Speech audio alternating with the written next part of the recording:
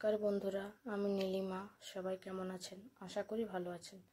আমি আজকে বানিয়েছি চানা মটন রেসিপি, খাসির মাংস দিয়ে কাবলি ছোলা রেসিপি। তো রেসিপিটা কেমনভাবে বানিয়েছি পুরো ভিডিওটা শখ করে দেখবেন, আশা করি ভালো লাগবে।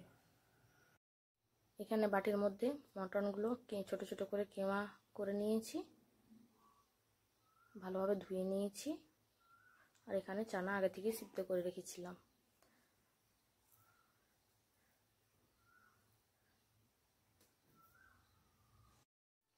এখানে থালার মধ্যে পেঁয়াজ কুচি কিছুটা রেখে দিয়েছি, আর এখানে পেঁয়াজ আদা রসুন মিক্সচার গ্রাইন্ডার বাটির মধ্যে দিয়ে দেবো।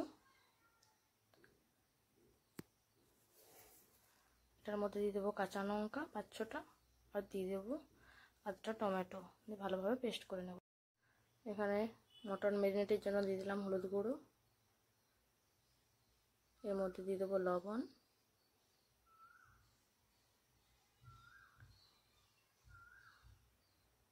পেস্ট ভালোভাবে করে নিয়েছি। এর মধ্যে দিয়ে দিলাম সরষের তেল, ধনে গুঁড়ো, জিরে গুঁড়ো, আর বেটে রাখা মশলা পেঁয়াজ আদা রসুন সব দিয়ে ভালোভাবে ম্যারিনেট করে নেব।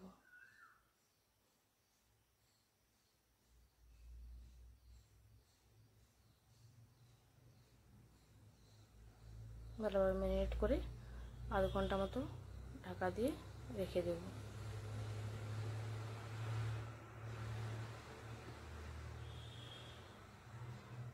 দেখুন বন্ধুরা, কড়াই বসিয়ে দিয়েছি। কড়াইয়ের মধ্যে দিলাম সরষের তেল, অনেকটাই তেল দিলাম। তেল গরম হয়ে গেছে, তেলের মধ্যে দিলাম গোটা গরম মশলা, গোটা জিরে, আর দিয়ে দিলাম তেজপাতা দুটো।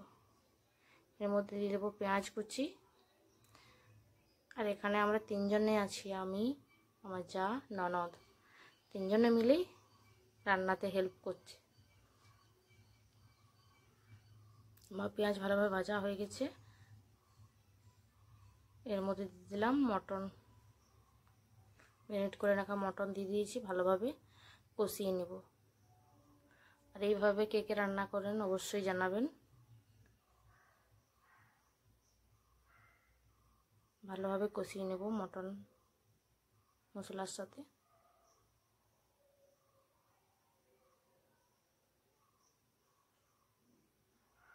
ভালোভাবে কষিয়ে নিয়েছি। এরপর গ্যাসটা কমিয়ে একটা থালা ঢাকা দিয়ে দেবো। থালা ঢাকা খুলে নিয়েছি, ভালোভাবে নাড়াচাড়া করে নেব।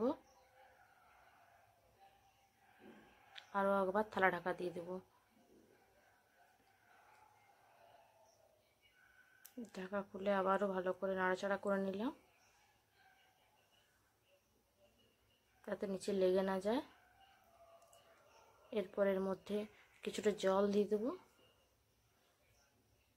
জলটা এই কারণেই দিলাম, আবারও কিছুক্ষণের জন্য ঢাকা দিয়ে দেবো, তাহলে মটন সিদ্ধ হয়ে যাবে।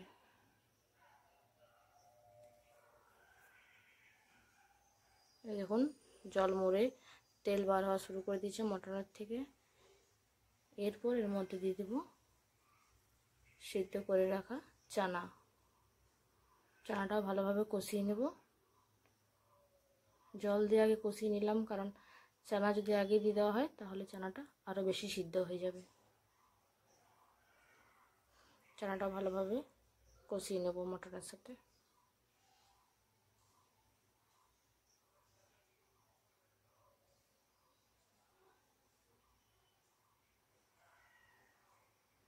চানা ভালোভাবে কষিয়ে নিয়েছি।